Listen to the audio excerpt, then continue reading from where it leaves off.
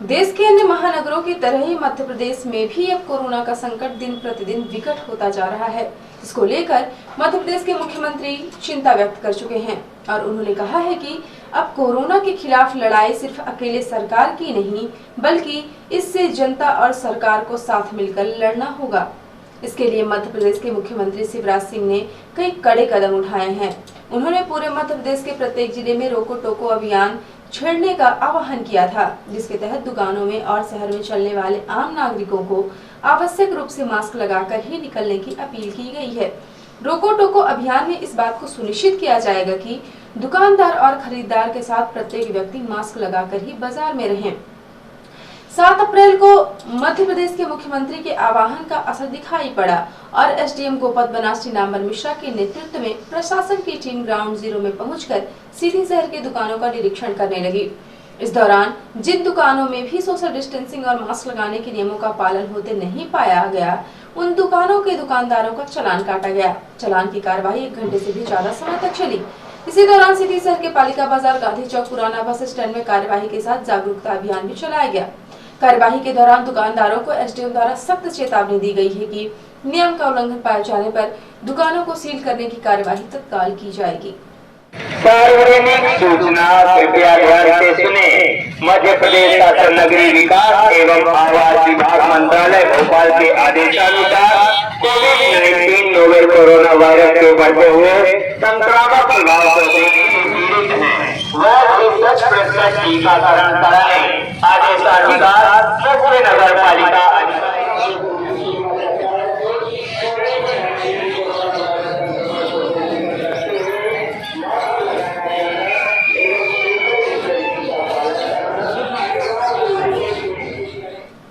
Corona की दूसरी लहर में जिले के व्यापारियों और आम नागरिकों को फिर से भारी मुसीबत का सामना करना पड़ रहा है। एक तरफ जहां व्यापारियों का व्यापार चौपट होगा, वहीं लोगों के काम धंधे रोजगार पर भी संकट खड़ा होने वाला है। आम आदमी की रोजी रोटी कैसे चलेगी, यह उसके लिए बड़ा सवाल बनकर खड़ा हो गया है। लोगों के अब यह डर भी सता रहा है कि न जाने सरकार किस दिन लॉकडाउन लगा दे और फिर से उन्हें घरों के अंदर कैद होना पड़ जाए। लोग जल्द से जल्द इस महामारी और मुसीबत से छुटकारा चाहते हैं, लेकिन इसके लिए भी लोगों को ही सावधानी और सतर्कता बरतनी होगी।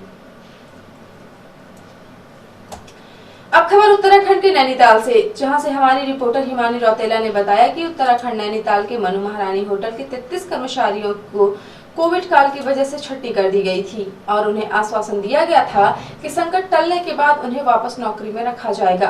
लेकिन कोरोना काल का संकट टलने के बाद जब होटल खुला तो होटल प्रबंधन ने अपनी मांगों से मुंह मोड़ लिया और पुराने कर्मचारियों को काम पर रखने की जगह दूसरे कर्मचारियों को काम पर लगा लिया, जिसको लेकर होटल में लंबे समय तक काम करने वाले कर्मचारी, जिन्होंने अपने जीवन का आधे से भी ज्यादा समय व्यतीत कर लिया है, जो अब कहीं नौकरी पर नहीं जा सकते हैं, उनके लिए रोजी रोटी का संकट खड़ा हो गया है।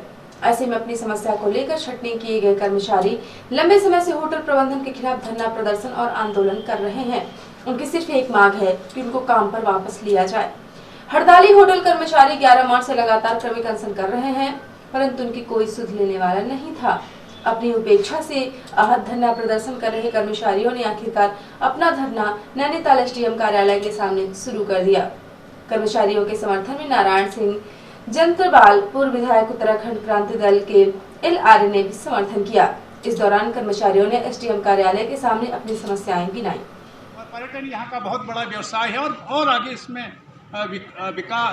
इसको विकसित होने की बहुत ज़्यादा संभावनाएं हैं। ये हम सब लोग चाहते हैं हमारा, लेकिन पर्यटन के साथ साथ कोई भी हो, उसमें जहाँ जो व्यवसाय करने वाले का लाभ देखा जाता है, उस श्रृंखला में जो भी लोग जुड़े रहते हैं, खास तौर से जो कर्मचारी तबका है, जो अपनी सेवा से, अपनी सद्भावना से, ये ऐसी इंडस्ट्री है, उसमें अपना योगदान करता है। और जिस प्रतिष्ठान के हमारे साथी हैं, वो तो उसका कारोबार को कई गुना आगे बढ़ा दिया अपनी सेवा, और कभी कोई शिकायत भी नहीं। लेकिन नारायण सिंह जंतवाल है मेरा नाम। मैं यहाँ का एक्स MLA और उत्तराखंड क्रांति दल का पूर्व केंद्रीय अध्यक्ष हूँ। सर, आपका धरना किस लिए? देखिए, ये धरना हमारा जो यहाँ का एक प्रतिष्ठान है मन्नू महारानी, वहाँ जो कर्मचारी 20, 25, 30 साल से वहाँ काम करते हैं और कोविड-19 के दौर में एक ये रूपरेखा थी, जो अल्पभोगी लोग हैं उनको उनके कार्य से निकाला नहीं जाएगा। लेकिन वहाँ के प्रबंधन ने जब हमारे कर्मचारियों से ये कहा तो हमारे कर्मचारियों ने प्रतिष्ठान के हित में, क्योंकि उससे जुड़े थे और उसके कारोबार को कई गुना बढ़ाने में उन्हीं लोगों का योगदान रहा है, उन्होंने कहा चलिए टाइम बिंग जैसे फिर हम लोग आपस में बात करते हैं। और 33 कर्मचारियों को उन्होंने ये लिख के उनको दिया कि जैसे ही परिस्थितियाँ अनुकूल होंगी या होटल खुलने की परिस्थितियाँ आएंगी, हम प्राथमिकता के आधार पर आपको फिर से बुलाएंगे और आप यहाँ कार्य करेंगे। लेकिन ऐसा लगता है कि उनका मन साफ नहीं था। बीच में उन्होंने बाहर से कई लोगों को यहाँ पर नियुक्ति कर दी, ट्रेनीज़ का जामा उनको पहनाया, लेकिन हमारे जो वहाँ के कर्मचारी थे उनको उन्होंने बुलाया नहीं।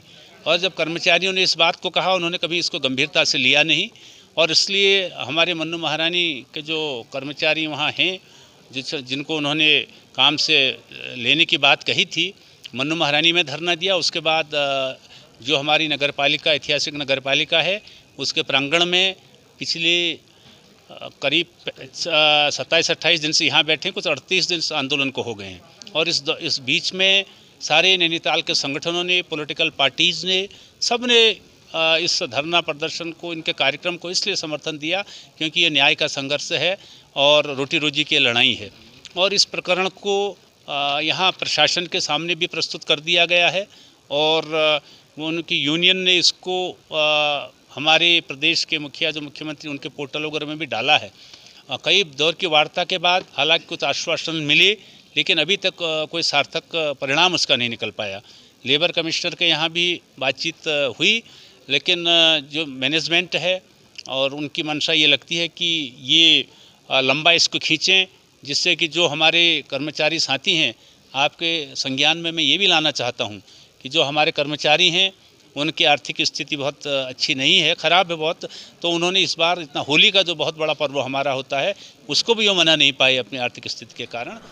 एसडीएम कार्यालय के सामने चल रहे हड़ताली कर्मचारियों के धरना प्रदर्शन को लेकर प्रशासन भी सक्रिय हो उठा है। कुछ ही देर बाद नैनीताल के एसडीएम प्रतीक जैन मौके पर पहुंच गए, जिन्होंने हड़ताली कर्मचारियों की पूरी बात सुनी, जिसके बाद हड़ताली कर्मचारियों ने अपनी समस्याओं का ज्ञापन एसडीएम प्रतीक जैन को सौंपा। हड़ताली कर्मचारियों से ज्ञापन लेने के बाद एनटीवी इंडिया न्यूज की रिपोर्टर हिमानी रौतेला ने एसडीएम से कर्मचारियों की समस्या पर कार्यवाही के संबंध में उनसे जानकारी चाहिए, तो उन्होंने कहा कि हम अपनी तरफ से पूरी कोशिश करेंगे कि होटल प्रबंधन अपने डिसीजन वापस ले। देखिए, ये लेबर लॉस का मामला है, तो चूंकि मनु महारानी ने इनके अगेंस्ट भी और इन्होंने मनु महारानी के अगेंस्ट अब ये लेबर कोर्ट में मामला चल रहा है, तो लेबर कमिश्नर के यहाँ पे ये डिसाइड होगा कि लेबर लॉस के हिसाब से ये सही हुआ है या गलत हुआ है, और उसके बाद देखा जाएगा कि इनकी मांगें कब पूरी हो सकती हैं और कब इन्हें वापस होटल में बहाल किया जा सकता है। लेकिन डेफिनेटली हम एडमिनिस्ट्रेशन की तरफ से पूरी कोशिश करेंगे, क्योंकि आप जो सब एम्प्लॉयज़ हैं यहीं के रहने वाले हैं, नैनीताल के ही हैं, और अगर आपके हिसाब से आपके लिए कुछ गलत हुआ है तो आपके लिए हम पूरी कोशिश करेंगे कि मनु महारानी अपने डिसीजन को वापस रिवर्ट करे इफ़ पॉसिबल लीगली, और उन्हें हम पुश करने की कोशिश करेंगे कि आपको वापस बहाली किया। लंबे समय से अपनी काम वापसी की मांग को लेकर आंदोलन प्रदर्शन कर रहे कर्मचारियों के लिए आज का दिन सुखद रहा।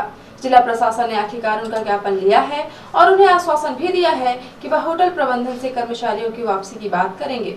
हड़ताली कर्मचारियों के लिए यह निश्चित ही राहत भरी बात है, लेकिन जिला प्रशासन को भी चाहिए कि इस कोरोना काल के समय में अपनी रोजी रोटी खो चुके मनु महारानी होटल के 33 कर्मचारियों की उनकी रोजी रोटी वापस हो, जिससे उनका और उनके परिवार का भरण पोषण हो सके। एनटीवी इंडिया न्यूज के लिए नैनीताल से हिमानी रौतेला की रिपोर्ट।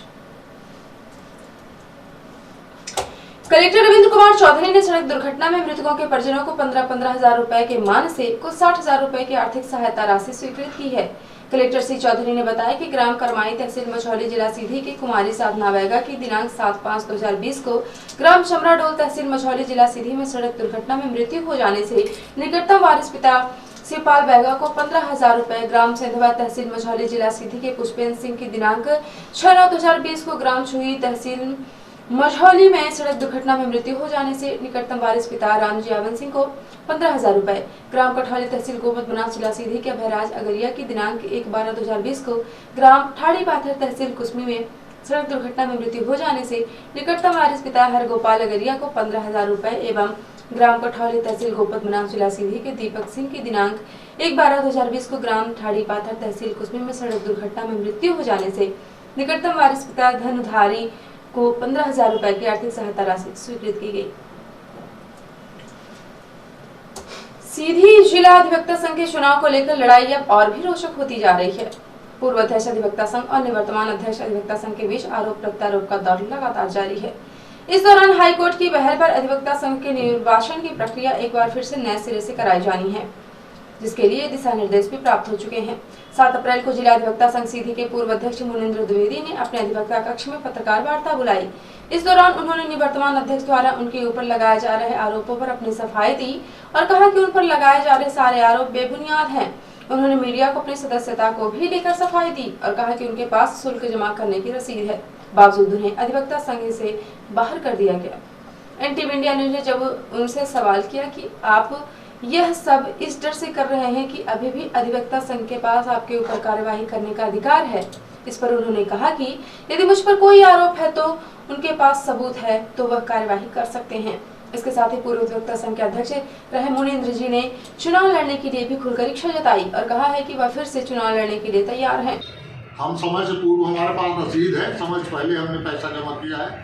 मैं रसीद आप लोगों को दिखा भी सकता हूँ। वर्तमान में रसीद में उन्होंने लिखा क्या आपत्ति है? क्या फिर से आप दावेदारी करेंगे, अध्यक्ष पद पे आएंगे? मैं निश्चित तौर से चुनाव लड़ना चाहता हूं। मैंने आवेदन किया निर्वाचन अधिकारी को, आप ये आदेश है और मैं उसके लिए अभ्यर्थी हूं। आप अपना कार्यक्रम अगला जो बनाना चाहते हैं। जिला अधिवक्ता संघ के निर्वाचन की प्रक्रिया होने के पहले आरोप प्रत्यारोप का दौर तेज होता जा रहा है, लेकिन अब देखना यह है कि ऊंट किस करवट बैठता है और अब नए सिरे से होने वाली चुनावी प्रक्रिया में कितने अध्यक्ष पद के दावेदार सामने आते हैं। अब खबर सीधी जिले के लोगों को सावधान करने वाली। पूरे देश और मध्य प्रदेश के सीधी जिले में भी कोरोना का मीटर तेजी से बढ़ने लगा है। विगत सप्ताह में सीधी जिले में जहां 2 या 4 मरीज रोज मिल रहे थे, आज अचानक मरीजों के मिलने के आंकड़े में उछाल आ गया है और एक दिन में ही जिले में 16 नए कोरोना पॉजिटिव मरीज मिलने से जिला प्रशासन और स्वास्थ्य विभाग की चिंताएं बढ़ गई हैं। मुख्य चिकित्सा एवं स्वास्थ्य अधिकारी के द्वारा जानकारी दी गई है कि बुधवार की शाम तक में रैपिड एंटीजन किट द्वारा 154 टेस्ट किए गए। इसमें से फीवर क्लिनिक जिला अस्पताल सीधी से 4, सिमरिया से 5, रामपुर नेकिंग से 4, चिरहट से 1, RRT टीम से 2 केस की पॉजिटिव रिपोर्ट प्राप्त हुई है। सीएमएचओ ने बताया कि कोरोना संक्रमण से 2 व्यक्तियों को स्वस्थ होने के बाद होम आइसोलेशन से डिस्चार्ज किया गया है। सभी को अपने घर पर अभी 1 सप्ताह एहतियात बरतने के लिए समझाइश देते हुए आवश्यक दवाओं के सेवन करने के लिए दवा प्रदान की गई है और सभी को आवश्यक सावधानियां रखने की सलाह दी गई है। अब जिले में कुल 2289 लोग कोरोना से संक्रमित हो चुके हैं। अब तक 2216 व्यक्तियों को स्वस्थ होने के बाद डिस्चार्ज किया जा चुका है। अब जिले में कुल एक्टिव केस 60 हो गए हैं। और अब पेश है प्रादेशिक हलचल। शिवराज सरकार का बड़ा फैसला। मध्य प्रदेश के सभी शहरों में अब हर संडे लॉकडाउन। सरकारी दफ्तर सप्ताह में 5 दिन ही खुलेंगे। छिंदवाड़ा में कल से 7 दिन तक टोटल लॉकडाउन। इंदौर में सड़क पर आतंकी बीजेपी की महिला नेता के बेटे ने नशे में कार से कई को टक्कर मारी। मध्य प्रदेश से छत्तीसगढ़ के बीच बस सेवा पर रोक। छत्तीसगढ़ में कोरोना के बढ़ते मामलों के बाद 15 अप्रैल तक लागू किया गया फैसला। और रीवा में प्रभारी कमिश्नर ने डॉक्टरों के क्लिनिक पर छापा मारा। रोक के बावजूद कोरोना काल में अपने घरों में क्लिनिक चलाते मिले। और अब पेश है राष्ट्रीय हलचल। लॉकडाउन का डर। मुंबई से लौट रहे प्रवासी नौकरी से निकाल रही कंपनियां, रेलवे स्टेशनों पर भीड़। बंगाल में बवाल। बंगाल बीजेपी के चीफ दिलीप घोष के काफिले पर हमला। चुनाव प्रचार करते समय गाड़ियों के शीशे तोड़े। नक्सलियों के कब्जे में सीआरपीएफ जवान। बीजापुर हमले में बनाया गया था बंधक। राकेश्वर सिंह का फोटो जारी कर कहा वो हमारे पास सुरक्षित। और कोबरा कमांडो की पत्नी बोली नक्सलियों के कब्जे में 4 दिन से है, पति वापस क्यों नहीं ला रही सरकार। तो ये थी आज की प्रमुख हलचल। यदि आप न्यूज फेसबुक पर देखते हैं तो पेज को लाइक और फॉलो करें। यूट्यूब पर देखते हैं तो चैनल पर लाइक, शेयर और सब्सक्राइब करना बिल्कुल ना भूलें। आप किसी भी न्यूज को तत्काल पढ़ने के लिए लॉगिन करें www.ntvIndianews.com। सीधी एवं बिंदी की प्रत्येक न्यूज का अपडेट अपने फोन पे पाना चाहते हैं तो आप प्ले स्टोर से हमारा app NTV India news download करें और जुड़े रहें अपने आसपास की समस्त गतिविधियों से NTV इंडिया न्यूज के साथ। नमस्कार।